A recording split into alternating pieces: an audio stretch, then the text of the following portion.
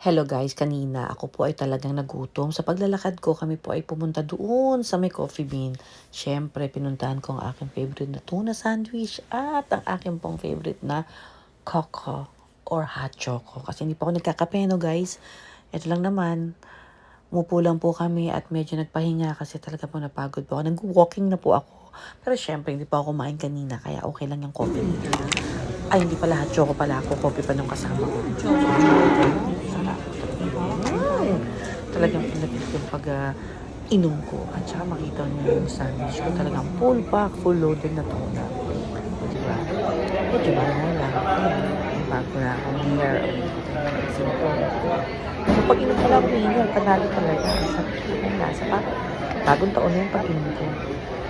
Yun lang naman, nakapagkwentuhan lang man po ako at wala naman po magawa sa bahay. Lumabas naman po ako kanina at Paano natin mapapadala yung kamusta naman po kayo?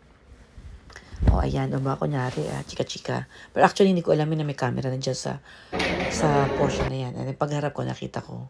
May ginagawa nga po pala ako, nag-drawing ako, nagko-coloring. Siyempre, kailangan productive.